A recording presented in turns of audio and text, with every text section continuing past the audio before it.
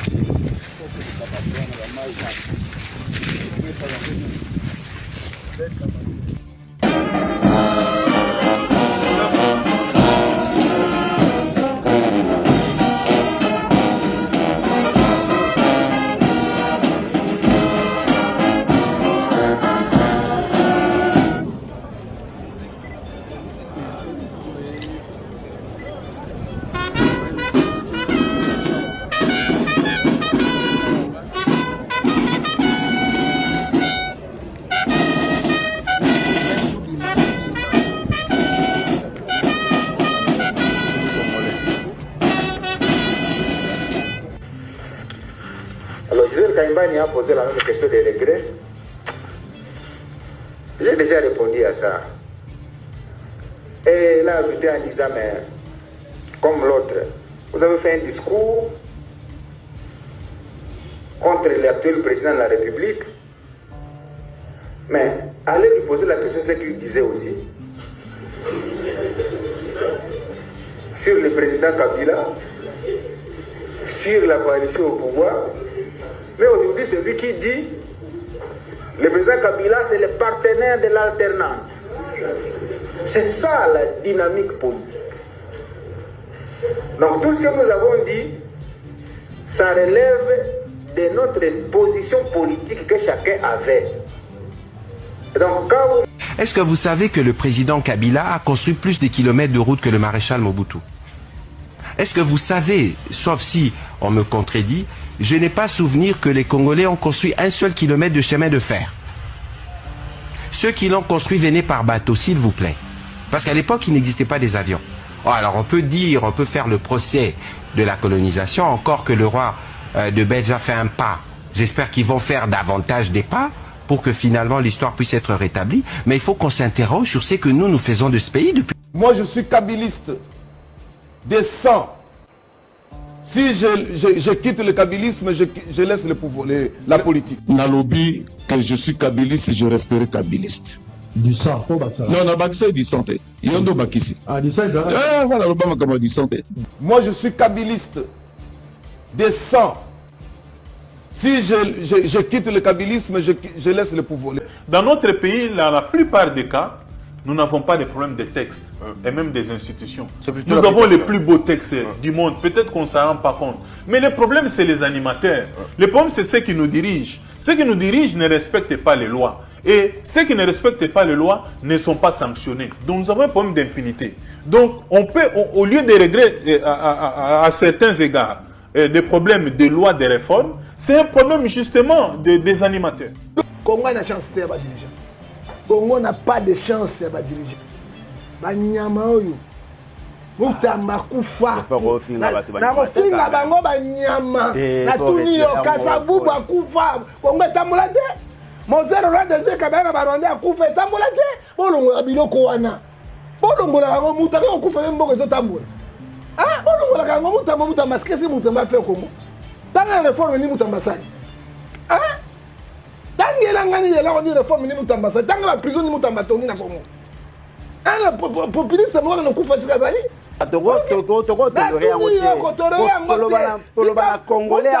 Mbote na balandi nyonso ya émission oyo masolo ya RDC na Lingala nazali ndeko Jonathan Lumbila molobeli ya bino molobeli ya peuple mwana mboka nakabolaka na bino ba masolo nyonso oyo etali mboka na biso ba masolo ya politique ya sécurité ya économie nazali pe la voix de sans voix molobeli ya peuple et puis nazali acteur politique journaliste oyo na informaka bino pe na pesaka boyebi nanga bwania nanga makambo nyonso nazali kokanisa pe kobanza kosalela peuple congolais pe kosalela mboka na ngai Congo.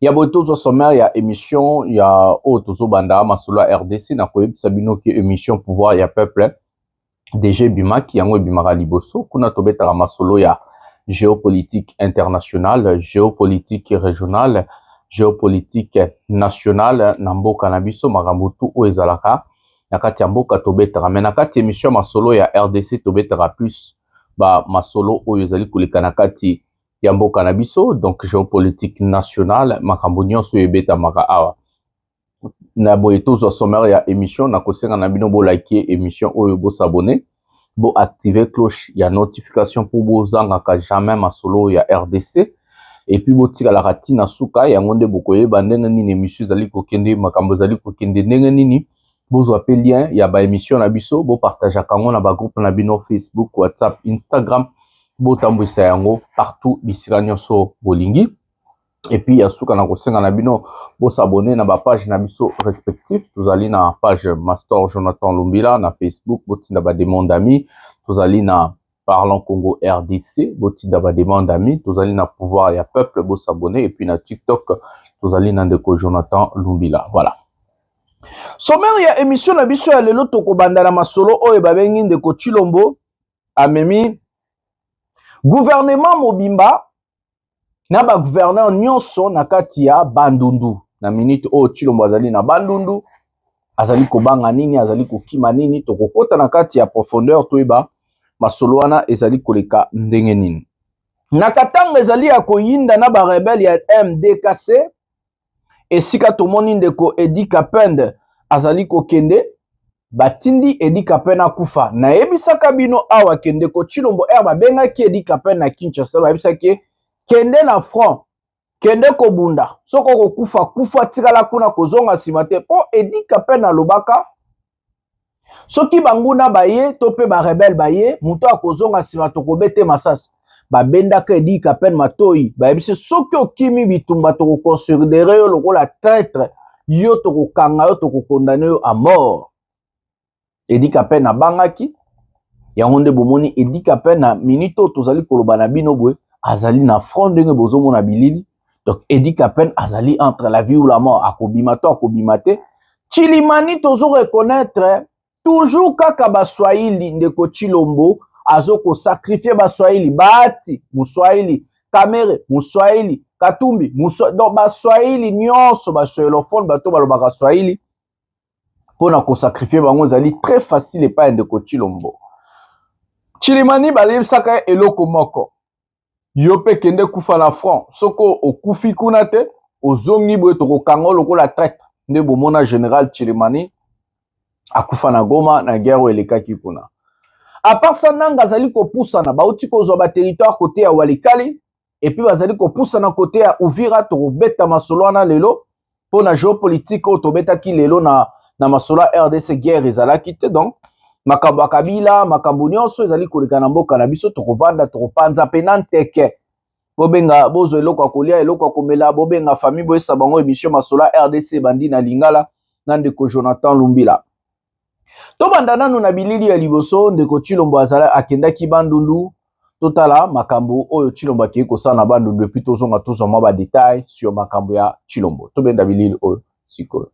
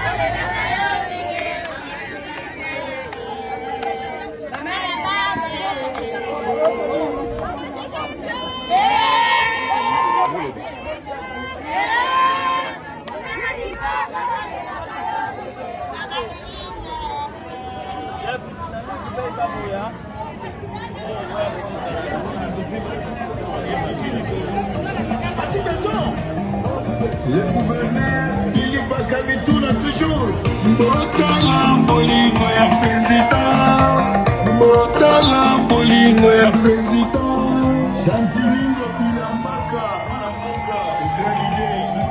Transformation du secteur agricole, pastoral et halieutique, développement rural et connexion au marché urbain, c'est le thème de la 13e conférence des gouverneurs qui se tiendra ici dans la ville de Bandundu. Nous sommes dans la province de Kwilu.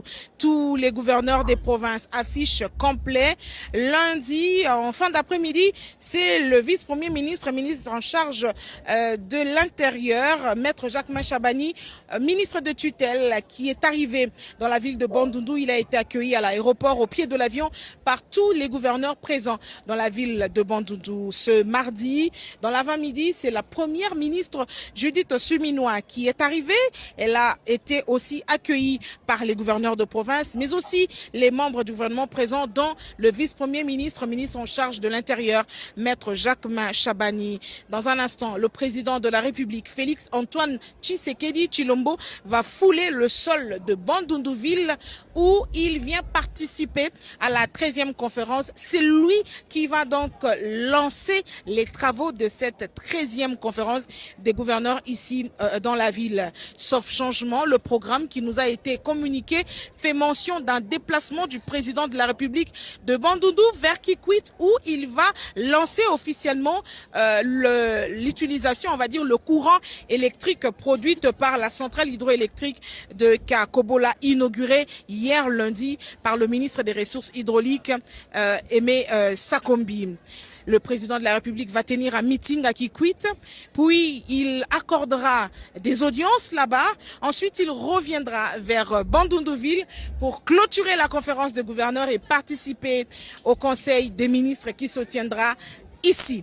En attendant, je vous laisse découvrir ces interviews réalisées dans la ville de Bandundu où la population est très fortement mobilisés pour accueillir le chef de l'État. Ils ont exprimé leur satisfaction, mais une demande particulière au chef de l'État, la construction de la route Mongata pour relier la ville à la capitale congolaise.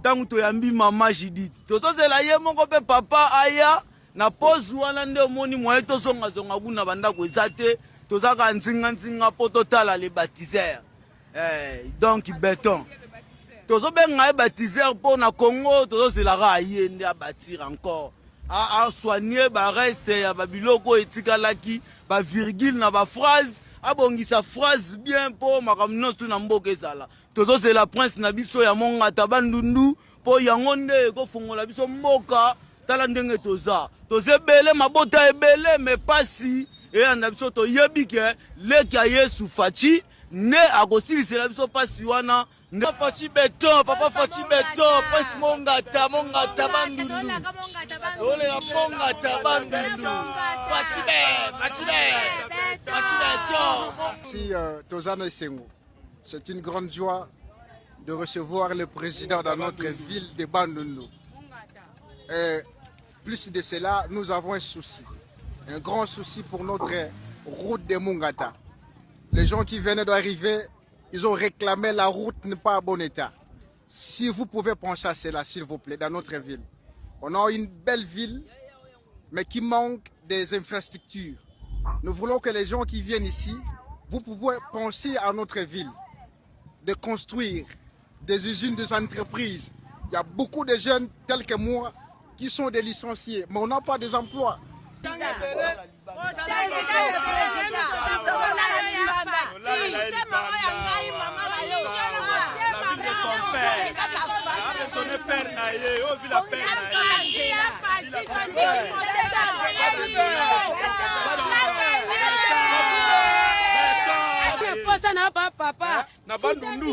na bandundu bakosa ete ke o baboyaka ye na bandundu elingaka ye à 100%. IDPS banda papa na ye yaka amonaka ngwema ye mpe ndenge azoya akomona ngwema bandundu elingaka ye moto akosa ete bato bakosa ete soki biso peuple tondimi yo moto akoboya yo ata te biso peuple papa toza sirge makambo ya este ekosila yo lokolo ozosilisa makambo ya este biso nanu nzela po yo umela na ngwende na yo biso ka nzela papa. Vala baimboka touti kolanda bilili oyo ya ndeko Tshilombo na kati ya bandundu.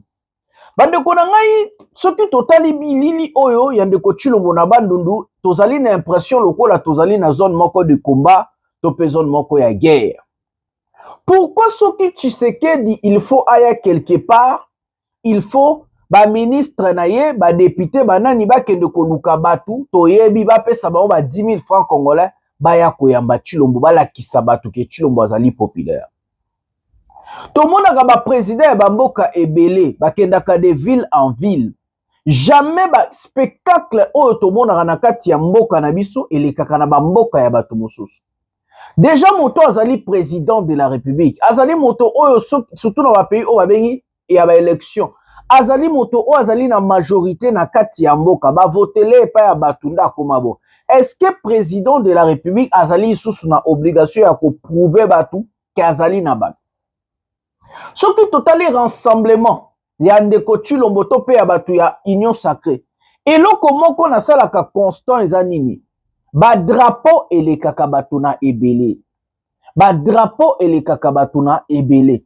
Batu bazalaka moke, ba drapeau ebele, au moins mutu muso asimbi 3-4 drapeau, nyonso wana po alakisa batu, okolakisa batu nini? Ba élection elekaki awa, ba candidat nyonso partout na bandundu babande kosala plein. Yango Tshilombo, ya constant ya liboso, yango wana. Constant ya mibale. Soki Tshilombo azokende na province moko boy, to azobima, on dirait mutu azokende guerre, abangaka nini? Bokoma na ba commentaire bato bayebi, Tshilombo abangaka nini? Ozali soi-disant président aimé na mboka na yo. Ozali soi-disant président élu na mboka na yo. Ça veut dire okotambola na o librement. Okozala na bagarde corps to boite. Mais ya boite oyo komi lokola armée mobimba. Este kuna bazobeta biso. Ba territoire ezokwea, Katanga kuna bazobeta biso, ba territoire ezokwea. Yo Tshilombo ozwi ba soda na biso o bakoka kobundela peuple, bakoka kobundela mboka, otondisi bango na sécurité na yo mutu moko, on dirait guerre, on dirait bombe ezokwea wana nazo comprendre makambo te. Yango bozoba o euta wapi? Makambo o tozali na pays en guerre, tozali na besoin ya ba mapinga, bakende kobundela mboka. Mapinga tozali ngo besoin bakengelela Tshilombo te. Tshilombo déjà asali pe eloko te. Mais ce qu'on va mapinga wana nyonso bazali kotondisa ya tina nini? Ya tina nini bande konanga? Azalaka kobanga nini? Tshilombo ata na Kinshasa soka bimi bomoni tala ba cortège na ebite bato wana nyonso akendaka na bango wapi, balalaka wapi, ba militaire basaka wapi? Mwana nyonso efutamaka na trésor public na mbongo na yo, na mbongo nanga, na mbongo ba congolais. Parce que Tshilombo yakaka ata na $1 moko te. Akokaki ko redire ba effectif na ye o babengaka train de vie ya ba institution. Institution présidence de la République Elia Kambongo makasi na makambo bozoba neti otuti komona. Soko za président le plus aimé élu ba vota yo banini ba obangaka ni. Yebisa ba congolais Tshilombo obanga parce que Tshilombo kotambola ye moko te, il faut ba mema bakanga quartier ba bloquer nzela. Donc akoma konyokola ba congolais soka oleka place mo anyoko libino.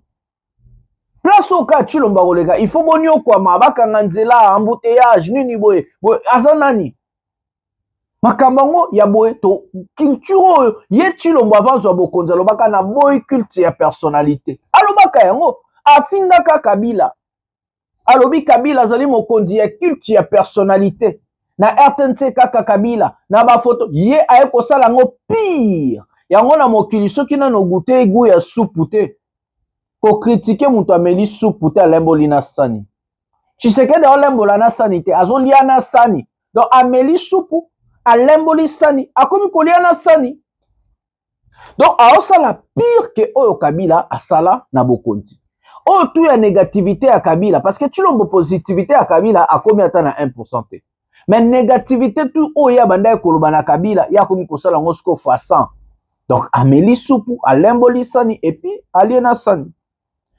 constant ya misato ezali botala salité botala aéroport Tshilombo akiteli botala nzela botala salité wana on dirait zamba bandundu zamba yango bato baka normal te namoni bato bandundu batumbi ye na ba commentaire na ndenga kosakana te bato bandundu balobi longwa kuna osaleli biso eloko te bandundu eloko ezali te bolongwa ba aventure miyibi mande sili na félicitation ba information o nyonso na ekozwa na zo yango pa bato bandundu balobi Tshilombo asali eloko te bandundu ezali na sécheresse ezali na brousse ezali na salité ezali na insécurité ezali na nyonso botala kaka ye moko Tshilombo botala place azali aéroport akiteli banzela azali koleka salité na salité bilan ya moto oyo ezali largement négative donc moto azali ata na pourcent moko te ya bolamu asaleli ba congolais aye kopoma mboka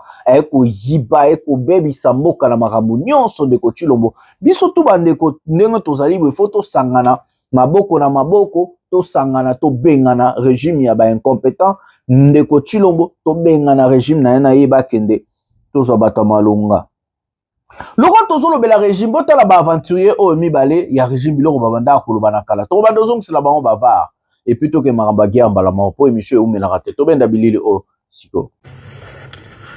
Alors Gisèle Kaimbani a posé la même question des regrets. J'ai déjà répondu à ça. Et elle a ajouté en disant mais comme l'autre, vous avez fait un discours contre l'actuel président de la République, mais allez lui poser la question ce qu'il disait aussi sur le président Kabila, sur la coalition au pouvoir. Mais aujourd'hui, c'est lui qui dit le président Kabila, c'est le partenaire de l'alternance. C'est ça la dynamique politique. Donc tout ce que nous avons dit, ça relève de notre position politique que chacun avait. Et donc quand vous m'attendiez dire ça, c'est par rapport à la défense de mon camp. Il ne faut pas que les gens cherchent à m'opposer à l'actuel président en promenant mes audios. J'ai suivi ça, les gens prennent mes audios, ils prennent mon tweet, ils mettent ça ensemble, quand je les félicite, ils prennent mon audio, allez, ils balancent. Non, c'est un discours contextuel. Dans notre pays, dans la plupart des cas, nous n'avons pas de problème de texte et même des institutions. Nous avons les plus beaux textes du monde. Peut-être qu'on ne s'en rend pas compte. Mais le problème, c'est les animateurs. Le problème, c'est ceux qui nous dirigent. Ceux qui nous dirigent ne respectent pas les lois. Et ceux qui ne respectent pas les lois ne sont pas sanctionnés. Donc nous avons un problème d'impunité. Donc on peut, au lieu de regrets à certains égards, des problèmes de loi, de réformes, c'est un problème justement des animateurs. La responsabilité des intellectuels congolais dans la crise de notre société. J'étais en train de lire derrière un auteur qui a fait une publication là-dessus. Donc nous avons une grande part de responsabilité dans la situation actuelle de notre pays, nous en tant qu'intellectuels. Parce que nous avons aliéné notre liberté académique, notre autonomie au profit des politiques. Et donc aujourd'hui, nous servons de marchepieds aux officines politiques. Lorsqu'on veut réaliser un objectif politique donné, il faut trouver un marchepied, il faut trouver un tremplin, il faut trouver une caisse de résonance. et on trouve un professeur d'université qui vient juste pour faciliter. Malheureusement ça. Donc ça c'est vraiment un autre débat. Est-ce que vous savez que le président Kabila a construit plus de kilomètres de route que le maréchal Mobutu? Est-ce que vous savez, sauf si on me contredit, je n'ai pas souvenir que les Congolais ont construit un seul kilomètre de chemin de fer. Ceux qui l'ont construit venaient par bateau, s'il vous plaît. Parce qu'à l'époque, il n'existait pas des avions. Oh, alors on peut dire, on peut faire le procès de la colonisation, encore que le roi de Belge a fait un pas. J'espère qu'ils vont faire davantage des pas pour que finalement l'histoire puisse être rétablie. Mais il faut qu'on s'interroge sur ce que nous faisons de ce pays depuis. Moi, je suis kabiliste des 100. Si je quitte le kabilisme, je laisse le pouvoir, la politique. Nalobi, que je suis kabiliste et je resterai kabiliste. Du sang, non, na bakisa du santé. Yondo bakisi. Ah, du sang, voilà l'Obama comme du santé. Moi, je suis kabiliste des 100.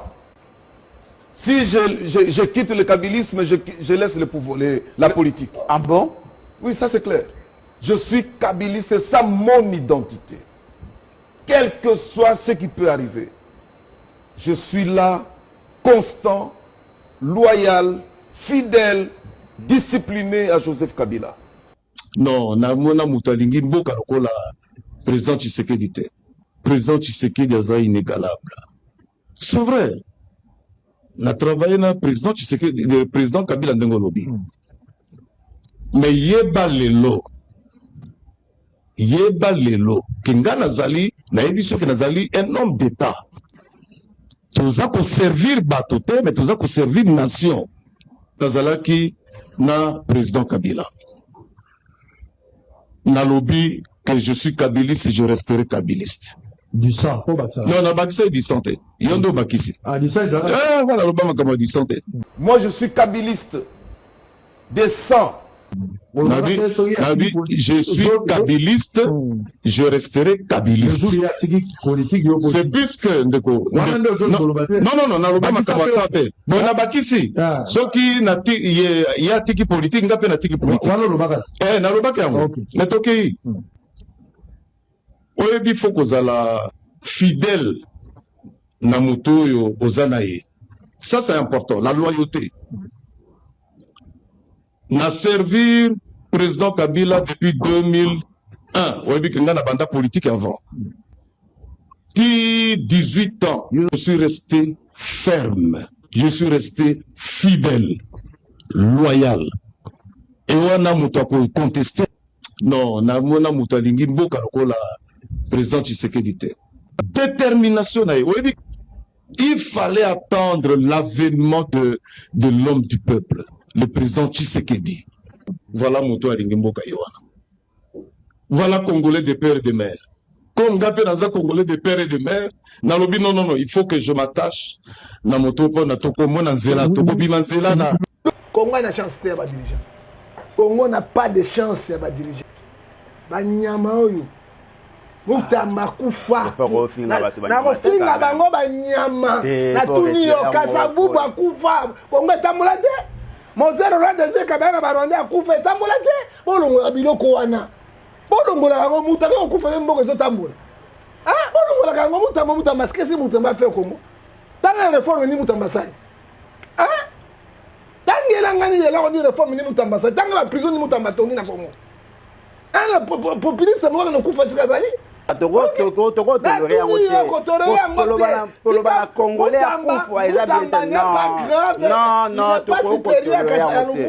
retirer quand même. Il faut retirer.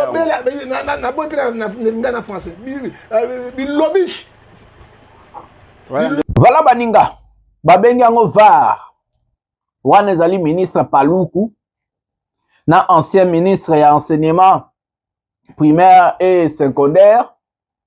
Monsieur Oyo babengi ya avocat Kazadi. Avocat, juriste. Na tout na bino, bosala ndenge nini pona ko soutenir IDPS. Bosala ndenge nini pona ko soutenir bato oyo. Bato oyo basali miyibi. Bayela ki bisote, bayela ki ba intérêt na bango. Tala tata o mususu kombo na yesoki Willy Bakonga. Willy Bakonga lobi monde entier za témoin batu nyonso baza ba témoin nzamba longola 5 ans ya vie na ye abakisela ngo ndeko Tshilombo. Donc Willy Bakonga andimi ye akufa na ye avant pona moto mosusu oyo bozoba ya ndenge nini. Kaka Willy Bakonga wana ayaka lobi azali le plus grand kabiliste ki kabiliste ezo koule na ba veine na makila na misisa na ye na kati ya bonzoto na ye. Lelo akomi tshisekediste ya makila. Est-ce que bato baza normal? Est-ce que bato baza normal? Pire eza nini? Tshilombo azali na bato mosusu te ya ko remplacer bato yo. Soki kazadi o bomoni oyo kazadi. Azalaka pe mutu moko, azalaka mutu akabila. Soko tali entourage ya ndeko Tshilombo, la plupart ya bato soko botali eza bato oyo basala na kabila. Eza bato oyo basala na kabila. Donc eza bato balia na kabila, bato bafinga Tshilombo, babundisa Tshilombo, babundana bafingana, nde leo baosala. Pourquoi? Bato baomituna ponani.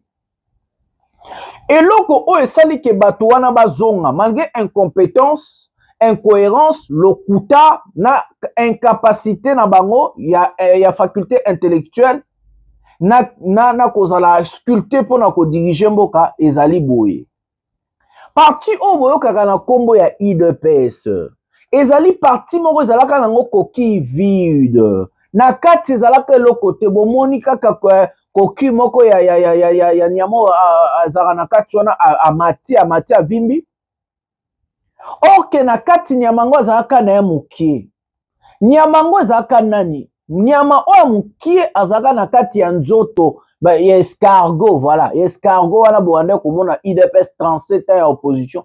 Nyama mukie azalaka Etienne Tshisekedi wa Mulumba. Oyo nyonso etikalaki na kati ya IDPS ezala ngo kaka coquille vide. Donc na kati Etienne Tshisekedi ya kokufa, IDPS pe ekufaka.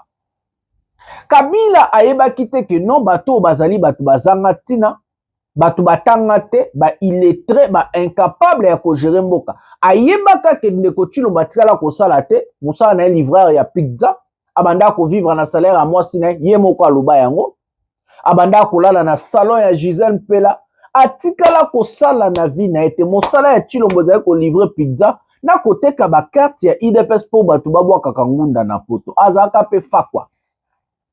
Donc, musala na yango wana. IDPS obo monaka wana IDPS. Na kati ya IDPS, moto ya maele azalaka te. Donc, baza pena coquille vide, escargot mukie ozaki na kati zaka Etienne Tshisekedi wa Mulumba. Oyo nyonso etikali na IDPS fufu na fufu, fufu na fufu. Bokende lelo na IDPS. Botuna Kabuya, abimisela bino 5 cadre ya IDPS oyo babanda na Etienne Tshisekedi wa Mulumba. 5 cadre kaka. Lelo baza pe na ba fonction minene, baba ministre, ba osala pe musala. 5 apamba, azate. Batu nyonso bozomona neti bakazadi oyo, batu tu obomoni lelo bakoti na IDPS. Eza batu bauti bisika mususu, ba Sumino. Sumino a travaillé na Matata Mponi. Bobiki a travaillé na Matata Mponi. Donc eza batu bauti côté mususu ba o musu Wagner Kaikwamba bana batu tu wana bauti ebele bauti poto ba na poto batu lokwa ba Didier Budimbu batu lokola ba oyo mususu ba Peter Kazadi. Donc la plupart to pe batu ebele bauti ko uta mutu amemi bango na parti wana ezali ndeko Tshilombo. Parce que ndeko Tshilombo malgré bozoba na ye, malgré incompétence na ayebaka ke IDPS ezali nango coquille vide. Bazali ata na 2 personnes te bakoki kopesa fonction basala musala ndenge esengeli. Ezali te. Kabuya wana Kabuya, illettré moko ya monene Kabuya. Jean-Marc Kabunda limbisanga na kotanga na makabo po epasa. Bazaka batu batikalaka kotanga te. Bakabuya, bakabun, ba Tshisekedi Tshilombo, bango tu batikalaka kotanga te. Se ezalaka pena ba illettré ya parti politique. Ba memaka biso kaka na lokuta ndenge bakosaka azali Rwandais, azali boye, azali boye, azali boye. Oh, le peuple d'abord, oh, le peuple d'abord, la justice pour tous, oh, état de droit. Ba memaka biso kana loyenge, Congolais pe wana pe muta loyenge akanisi bato bazali. Or que na kati ya IDPS, bazalaki na bango kaka coquille vide na mwa escargot ya mokie oyo ezalaka na kati ezalaka Etienne Tshisekedi ye nde azalaki escargot ere aye kokufa coquille etikali nango vide eloko na kati ezali te. Tshilombo aye kozwa bokonzi ya moyibi oyo Kabila apesaki. Kabila alobi aza na ba accord akobimisa ba accord wana oyo basalaka na Tshilombo. Aye kozwa bokonzi botala bozoba ya bato oyo. Bozoba ya bato oyo eleki ndelo bandeko nanga na namona parti ya bazoba lokola parti ya IDPS te. Kabila alobi a kopublier ba accord tomoni IDPS et kopublier accord moko ya lokuta ya makiona. Accord ya makiona. Na accord yango ba kopublier awa soku botali na se na accord ba témoin ba komi Delphin Kayimbi oyo Tshilombo boma.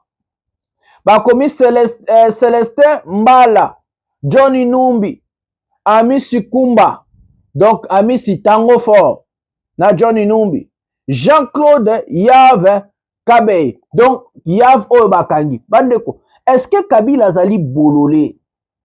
Yemoko Kabila lobi na kati ya akoro nga na sinya na batu oyo na pesa bango ata kopi moko te nga moko nazala mpona yebi soki bazaki na ba nga ba publier na ba réseaux sociaux. Est-ce que Kabila na akoza la bololé akende kocha ba témoin batu oyo na uti kotangela bino? Est-ce que boza normal? Est-ce que IDPS est parti à batu normal mito et ça la rabia? Ba comme ça fake news ba bien sûr document mo ya lokuta ba publier yango loko les ali document oyo Kabila a sala bandeko bokanisi ke lelo makambo bosalaka bokosaka biso Kabila zali rwandais makambo bosalaka bokosa ba congolais bokanisi ke lelo politique wana lokute kotambola non biso tobima pe poto lakisa ba imboka ke bato bazali bato moko ba incompétent bato lokuta miyibi bato IDPS.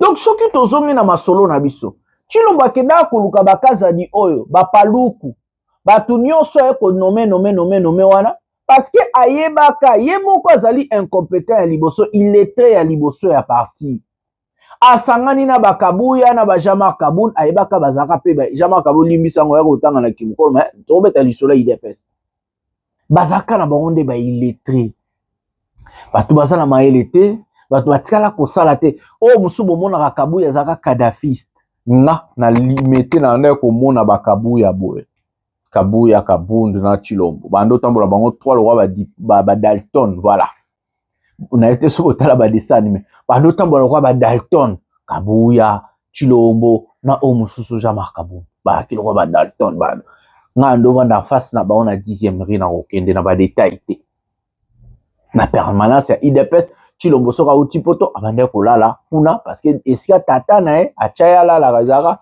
na permanence ya IDPS. Bandeko. Donc le quoi ya yebaka que baza parti moko coquille vide baza na eloko te a décidé kisko akende kozwa bato ya Kabila le quoi zaki na choix te ake kozwa sko bato ya Kabila bato ngo pe ya Kabila ke bato ngo pe ya Kabila ke zoza bato ya mauvaise qualité ba politicien ba opportuniste miyibi bato bota ba mabumu na bango na ya ba famille muto muso alobaka tozana ba texte bien constitution bato bazozanga azopesa ba exemple aza pe sérieux paluku aya azoloba balobaka pe ba sérieux na botala lelo botala ezali pasi pe mawa ezali vraiment pasi pe mawa bande kotomoni eyindi kote ya Katanga edika pene batindi akende na liwa totala bilili oyo siko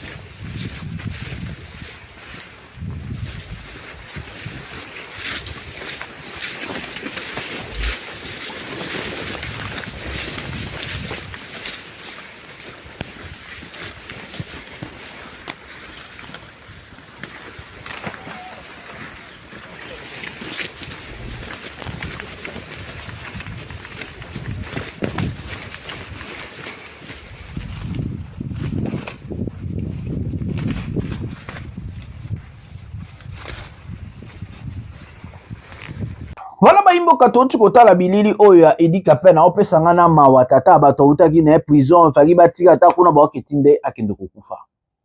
Na yebisaka bino ngai mutu na yebisaka bino ke Edi Kapena zaka interpellé et pas bato CNC cybercriminalité ande ko Chilombo chapeauté pa ya mama o babengi Lisette Kabanga. Ba rebelle oyo ya MDKC mouvement de libération ya Katanga ya libération ya Katanga ya Congo Katanga wana erebimaki ezwaki ba territoire ebele bayaka kosala asomoko na présentaka bino na bilili awa bakenda kozwa dépôt ya ba armement ya FARDC bakimisaka ba militaire na biso. Kabila ayeko bima na Goma Kabila ayeko bima na Goma ndeko Chilombo azwiki azwaka ba information boyoka masolo azwaka ba information ke Kabila aza na Goma et puis bazaki na réunion moko munene bayangaki basalisa Kabila, Nanga, Bisimwa, Makenga, na batutu pona basala coordination ndenge nini bakoki ko soutenir na ba rebelle oyo ya MDKC ya Katanga na batu muso oba benga bakata Katanga. Chilombo zoki ba information na abengi chaîne ya commandement na depuis Kisangani. Aesi bango na tel heure, tel jour, tel date bato na oti kotangi la bino ba kosangana ba kosala réunion moko stratégique ya munene. Ezali coordination ya aspect politique ya rébellion na aspect militaire parce que ande ko compter ke ba Makenga ba kozala na ba militaire mususu ba kozala na kati ya réunion wana. Alobi to kozwa jour to heure to kozwa heure moko fixe to pe to beta bango na butu heure balali. Donc baluki heure fixe na so ba beta bango na butu heure balali. Heure fixe batikala kozwa te ndende ko Chilombo ba décider à éliminer Makenga, a éliminé Kabila, a éliminé Bisimwa, a éliminé Corneille Nanga, bango nyonso na bato ba kozalana nde apesaki accord na ye ba beta ba drone na kati ya quartier résidentiel na Goma. Ba beti drone ya liboso na ndako ya Kabila, ndako ya Mama Olive, ndako ya Kabila alobaki. Ba ko beta deuxième drone pour la confirmation so basé pas Kabila te ba ozai pa ya Nanga na esika nanga vandaka ekendaki kokwea na lac drone oyo ya liboso boyebi esika ekwelaki mama wana oyo ya française wana akendaki kokufa ya UNICEF. Na sima lokola erataki bayako mona video ya Kabila ebimi po mutu abangisaka Chilombo koleka Kabila azali te yenda lalisaka Chilombo pongi te.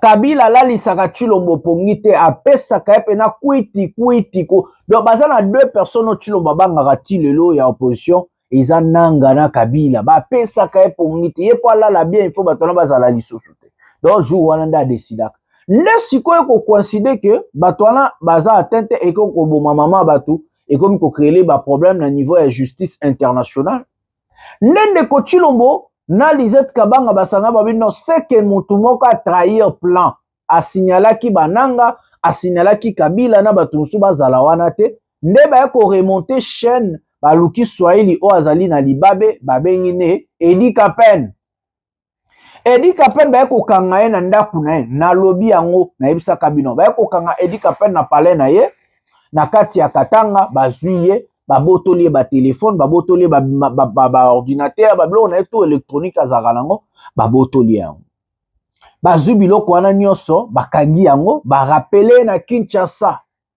bazu bakeye pa CNC wana cybercriminalité à Lisette Kabanga ba meki ko débloquer téléphone de ba déblocaka yande ko na biso du social pour batala soka zo ki ba message ba appel to plaza parmi ba complice ya rébellion ozali na Katanga Tshisekedi azobanga Katanga plus pona mbongo ya lela la aza moyibi baza moyibi alinga mbongo makasi nesko esali ke batikali kokutana na ni message nini Edi Kapen baebise a confirmer loyauté na ye na Chilombo nde Edi Kapen a confirmaki loyauté na ye na Chilombo jour wana e bafilmaki ndenge bafilmaki Kamizelo donc au cas où donc bafilme ye bazwi ba image baese reconfirmer loyauté na Chilombo a reconfirmer loyauté na Chilombo bafilme ye bazwi ba image bazwi basali baese bon ozonga Lubumbashi mais topesi mission moko kende na front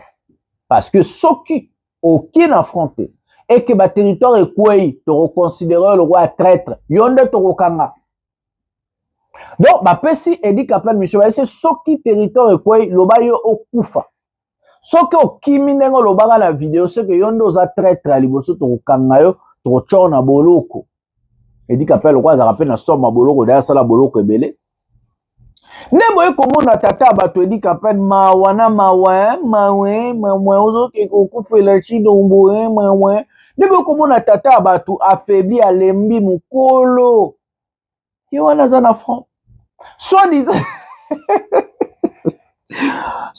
ake kobundisa barebele ya MDKC me bato wana bayaki na Kadiosha art balobaki barebele wana bakwei barebele wana ba neutraliser parce que soki bon neutraliser bon ba Edi Kapen ba osani na zamba barebele wana bazwaki territoire ya Konga bazwi territoire ya Konga bazali kopusana bazwi territoire ya Konga bango siko bazoloba ono ndenge za bongo barebele wana bazala na bango na makasi te lelo bon soki eza lokuta eke bo neutralisaki bon pourquoi Edi Kapen ake na front ake kosala nini et front yango pe ya ba mise en scène asimbima nzete azotambola bazofilme ye yo so mona pisoda ake front baofilme ye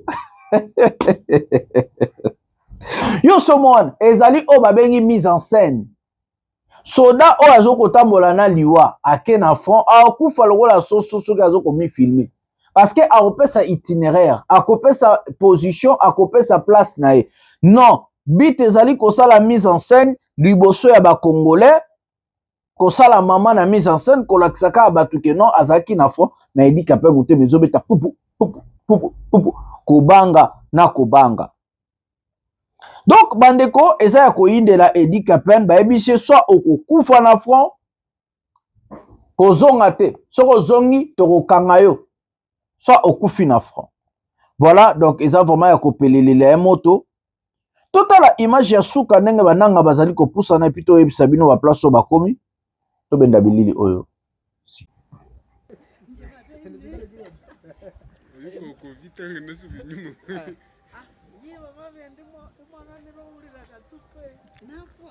basoda vale vamelitoka huko kosa vamedie njo vale vanabeba vetu donge vingwangwa njo vale niko hapa kuma 3 kilometre njo kwenye niko na babani njo vale ni vamingi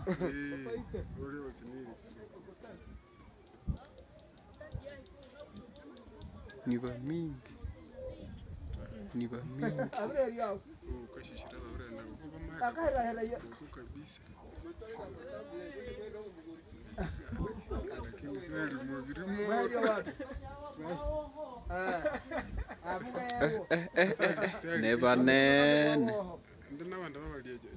neba nene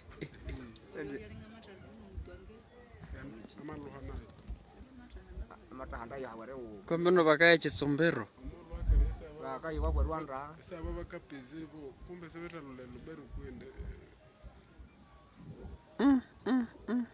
abasuda bamolwe chipese babo bamandagala ho balikasima bamatraverse omotere banahekire aboshi bamalole Chitsombero babo ne banene kutsibu umushururu oyo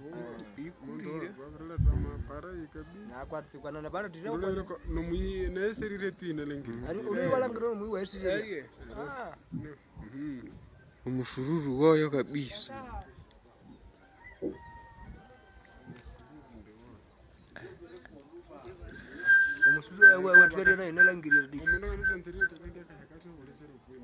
Ndine aye abole chero kwa yishali oyini mubiri wakalire kulengana ndi mibiri mbeno velo memwenye bie bio vinyatora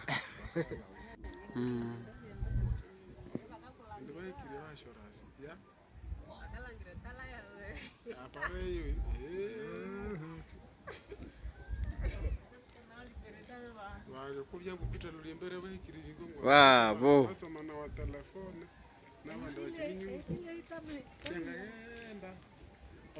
yama vyenga hekage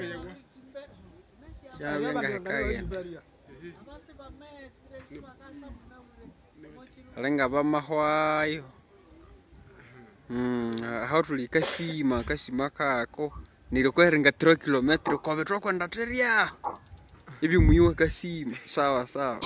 Voilà, baninga touti komona esika bananga bazali na territoire bazali kopusa na territoire ya Kasima Lubero na ba objet na bango ndenge bomoni bazali komema mais bazwaki territoire bapusa na Walikale bakomi après l'affrontement dimanche. Kanoune est passé à Walikale après les affrontements dimanche. Kanoune est passé entre les mains de l'AFC 123 renforce ses positions à Kanoune. Donc, bah côté à Kisangani, donc il y a des volets Uvira Kisangani pour que nous rejoindre Batu, ya Ninyo yo babenga nini ya Katanga. Donc bandeko ezali ya koyinda na ndenge ya kosakana te côté ya front. Chilombozo mais la paiement côté ya front. Côté diplomatie pe ebukani makolo. Les lobes américains bazali na bango focaliser na guerre à Iran na Israël na États-Unis. Donc bango bakozonga te batala mamna bino ba congolais. Donc Chilombozo mais la paiement. Depuis que Kabila sa qui sorti médiatique na yena so na Kinshasa na mito ba calcule bandi ba quadripie bandi ba bandi ko beta ba boule. Donc ba oye bate to sa ndeni to sa ndengeni. Kabila ola lisabango pongi lisusu te ba rebelle pe koto bazo ko pusana. Biloko tout bomoni edi kapen wana boyesa na botikanga na Sabine zali mise en scène. Akende na Konga to pesi territoire esika baza. Boke na Kongo côté ya Mitwaba. Bokende kuna. Tolobi place baza.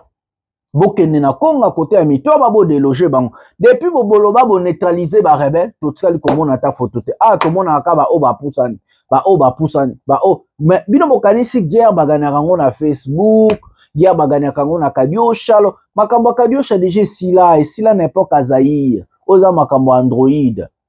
Eloko lobi lelo etikale eloko sali bo etikale lokute za esuste mutazana katakokombe mutazana lisala mutazali na mbudi mutaza partout azana internet akopesa information ba nord VPN ebima bino kanti to na époque moko boye soki pe ya ba 1900 non n'importe Zaïre ndeza que politicien cause politique ala okuta te za vérité pe machulo mbazomela pe mabande ko to kozongela bino lobi na ba émission mususu na pesi bino mbote ebisika nyonso bozali peuple alongaka kaka lisanga tokolonga tobunda lisanga tolonga mbote na bino bisika nyonso bozwami ndeko na bino Jonathan Lumbila molobeli ya peuple mwana mboka. À partir ya Goma tokoki kotouche Kigali wana akolala lisusu na ndako na ye te akokota zamba. À Bruxelles, il a dit: je n'ai jamais affiché une attitude belliqueuse envers le Rwanda. À la moindre escarmouche, Lisa Simoko Pade. À partir de Goma, Toko Kiko touché.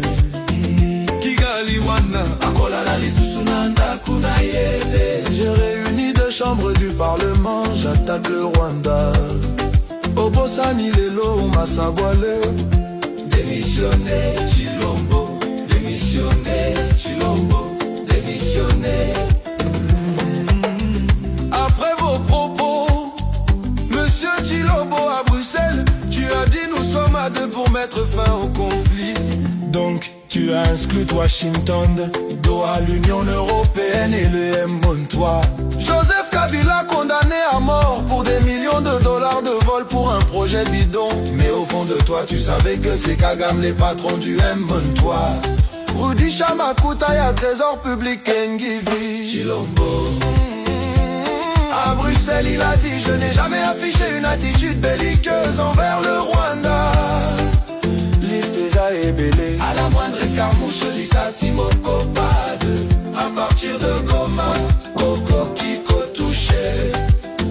Kigali Wana, Akolala Lisusunanda Kunayete. J'ai réuni deux chambres du Parlement, j'attaque le Rwanda. Obosani Lelo, Omasaboile Opa. Et je vais leur demander l'autorisation de déclarer la guerre. Aujourd'hui, vieux Fachi, tu as montré au monde entier la grande puissance du Rwanda. Nous sommes fatigués de promesses sur promesses, de voyage sur voyage. Démissionné Chilombo. Démissionné Chilombo. Chilombo. Démissionné. Moïse Katumbi t'avait dit à Oufouanye qui tout à fois Pepo. Papa Kitobo Walez à l'incarnation de la vérité. Gervais Kassongo Fundishe Kuloba restera toujours du côté de la vérité. Chilombo, bon voyage à Lubumbashi pour encore promettre mes respects au général John Nombi, Baba Wakatanga. À Bruxelles il a dit: je n'ai jamais affiché une attitude belliqueuse envers le Rwanda. Listeza et Belé. À la moindre escarmouche, Lisa Simoko Pade. À partir de Goma, Toko À la moindre escarmouche. À partir de Goma, Akolala Lisusunanda Kunayete. J'ai réuni deux chambres du Parlement, j'attaque le Rwanda. Obosani Lelo, Omasaboile. Démissionné Chilombo. Démissionné Chilombo. Démissionné. La moindre escarmouche, lisez sur mes lèvres. Je vais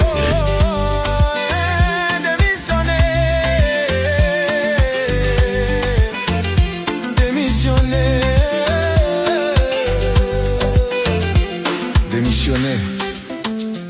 Demer Chilobo. Joseph Kabila l'avait dit: c'est toi le problème.